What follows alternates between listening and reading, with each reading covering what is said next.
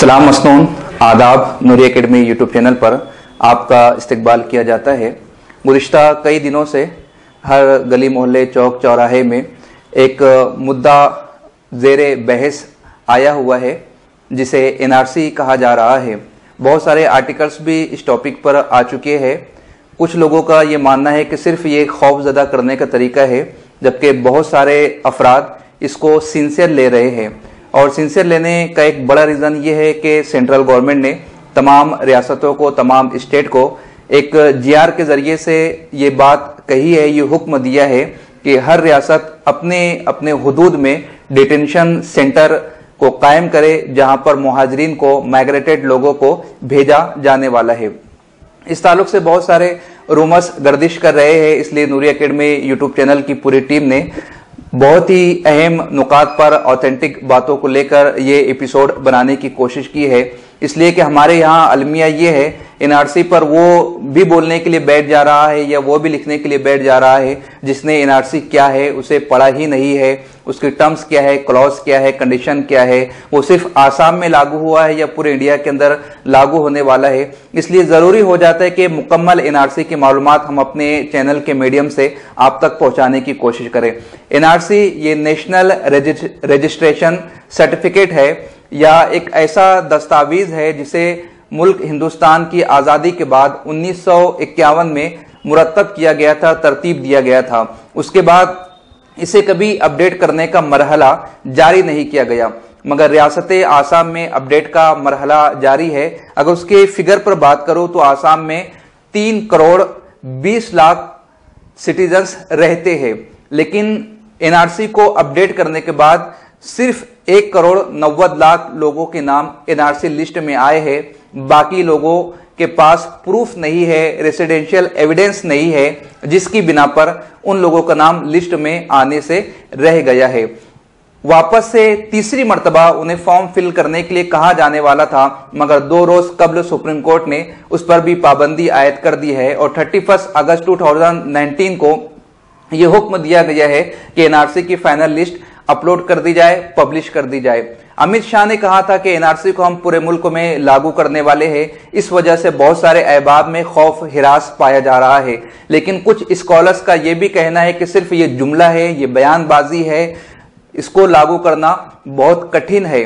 वो लागू हो या ना हो, उसके लिए जो जरूरी लवाजमात है, दस्तावेजात है, डॉक्यूमेंट्स है, उसका तैयार कर लेना बहुत ही ज्यादा जरूरी है। अपडेट का प्रोसीजर क्या होता है, पहले हम उस पर बात कर लेते हैं। हर शहरी को, हर नागरिक को, हर हिंदुस्तान में रहने वाले बाशिंदे को एक फॉर्म फिल करना होगा जिसमें उसे 1951 से लेकर 24 मार्च 1971 के दरमियान में कोई ऐसा रेसिडेंशियल प्रूफ पेश करना होगा जिससे वो साबित कर सके कि वो हिंदुस्तानी बाशिंदा है, हिंदुस्तान में रहने वाला है। उन डॉक्यूमेंट्स में क्या क्या है, वो 14 कागजात है जिसे आप नोट डाउन कर ले। उन 14 में से कोई एक भी अगर आपके पास होता है तो फॉर्म फिल करते समय आपको वो अटैच करना होगा और उसी के आधार पर, उसी की बिना पर आपको इंडियन सिटीजन माना जाएगा। उसमें सबसे पहला आपका रिहायशी प्रूफ यानी रेसिडेंशियल प्रूफ चाहिए। सेकंड, वोटर आईडी या इलेक्शन आईडी चाहिए। थर्ड, आपके जमीन खरीदी के पेपर्स होंगे तो उसका रिकॉर्ड्स चाहिए। सिटीजनशिप सर्टिफिकेट उसमें माना जाएगा। परमानेंट रेसिडेंशियल सर्टिफिकेट ये भी काबिल कबूल होगा। रिफ्यूजी रजिस्ट्रेशन सर्टिफिकेट इसे भी तस्लीम किया जाएगा। पासपोर्ट, LIC, ऐसा कोई भी सर्टिफिकेट जिसे गवर्नमेंट ने इशू किया है, या गवर्नमेंट सर्विस एम्प्लॉयमेंट सर्टिफिकेट, या फिर बैंक पासबुक, पोस्ट ऑफिस का जो अकाउंट है उसकी passbook, birth certificate, board, university या एजुकेशनल सर्टिफिकेट और कोर्ट रिकॉर्ड। ये 14 डॉक्यूमेंट्स है, हम अपने डिस्क्रिप्शन में उसे लिख देंगे। अगर आप नोट डाउन नहीं कर सके तो आप डिस्क्रिप्शन में जाकर उसे पढ़ सकते हैं। इसमें सबसे अहम बात यह होगी कि डेट ऑफ इशू, जैसे फॉर एग्जांपल मेरे पास पासपोर्ट है, मेरे पास आधार है, मेरे पास इलेक्शन आईडी है, मेरे पास घर खरीदी के पेपर है, मगर ये तमाम दस्तावेजात 1951 से लेकर 1971 के दरमियान के होने चाहिए। वही वैलिड होंगे, वही काबिल कबूल होंगे, उससे ही तस्लीम किया जाएगा। अब एनआरसी लागू हो या ना हो, इसके लिए कुछ अहम काम हमें ये करने होंगे। फॉर एग्जांपल, जैसे मेरा नाम आधार कार्ड पर अताउर रहमान शेख है, और पैन कार्ड पर भी, पासपोर्ट पर भी, लिविंग सर्टिफिकेट पर भी हर जगह अताउर रहमान शेख ही होना चाहिए। अगर मैं शेख को एसके करता हूं तो ये तस्लीम नहीं किया जाएगा। अगर मेरे पास ये प्रूफ सही तौर पर सही स्पेलिंग के साथ मौजूद नहीं है तो अब मेरी ये जिम्मेदारी बनती है कि अगर एनआरसी जब तक लागू नहीं हुआ है उस वक्त तक मैं अपने तमाम डॉक्यूमेंट्स को क्लियर कर लूं, अपडेट कर लूं, स्पेलिंग मिस्टेक है तो उसे करेक्ट कर लूं, और अगर डॉक्यूमेंट्स नहीं बने हैं तो उसे हासिल करने की कोशिश कर लूं। बहुत सारे ऐसे भी स्टूडेंट्स हैं जो कॉलेज छोड़ चुके हैं, यूनिवर्सिटी के कोर्सेज को कंप्लीट कर चुके हैं, लेकिन उन्होंने माइग्रेशन सर्टिफिकेट नहीं हासिल किया है, एलसी हासिल नहीं किया है। बहुत सारे लोगों ने पहली मर्तबा जो आधार बनाया तो उसके बाद उसको कभी अपडेट भी नहीं किया है, वर्चुअल आधार भी उन्होंने नहीं बनाया है।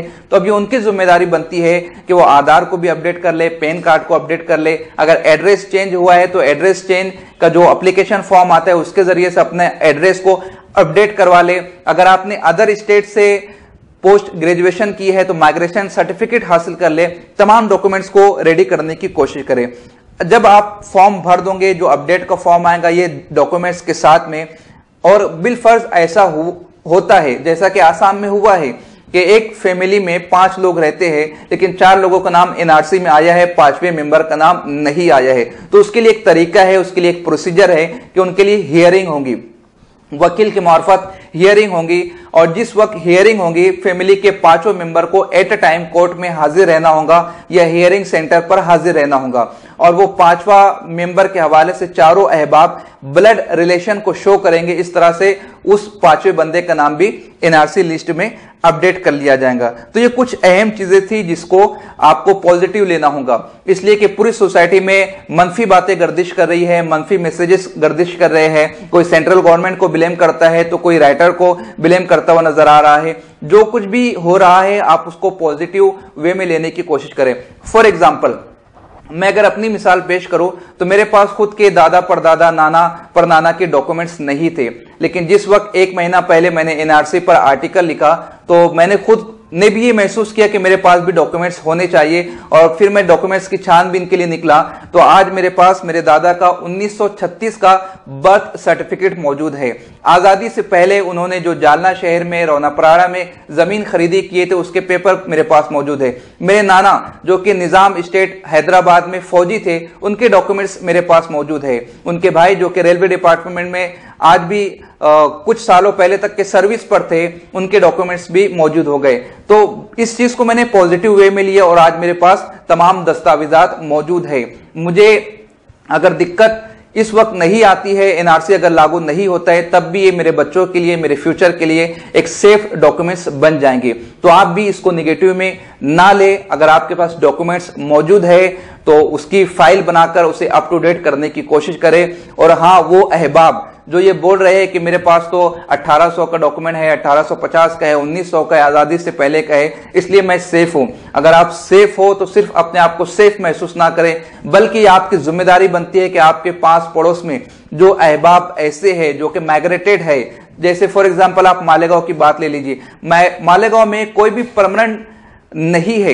यहां पर कोई मराठवाड़ा से आया है, कोई हैदराबाद से आया है, कोई खानदेश से आया है, कोई यूपी से आया है। न्यू जनरेशन यहां की परमानेंट है, लेकिन जो पुराने हैं वो सब के सब माइग्रेटेड है। तो अगर ऐसे अफराद आपके घर के आसपास रहते हैं, आपके दोस्ती में है, आपके संबंध में है, तो ये आपकी जिम्मेदारी है कि आप उनके डॉक्यूमेंट्स को क्लियर करवाने की कोशिश करें। अगर वो यूपी से आए हैं तो उन्हें यूपी भेजिए, उनके दादा परदादा का वहां पर इलेक्शन यादी में नाम होगा, वो रसीदें आप हासिल करवाने की कोशिश कीजिए। या अगर आप हैदराबाद से आए या किसी और XYZ सिटी से आए हैं, अगर आप रेंट पर भी रहे हो तो आपका रेंट एग्रीमेंट बना होगा, उसको आप हासिल करने की कोशिश कीजिए। दादा परदादा के हवाले से ब्लड रिलेशन का एक आप पूरा शिजरा बनाइए और अपने आप को अप टू डेट करने की कोशिश कीजिए। अब भी अगर आपके जहन में किसी किस्म का कोई सवाल है, खिलजान है, तो हमें जरूर कमेंट करें ताकि हम आपके सवालात के जवाबात के जरिए से आपको सेटिस्फाई करने की कोशिश करें। मिलते हैं अगले लेसन में। खुदा हाफिज।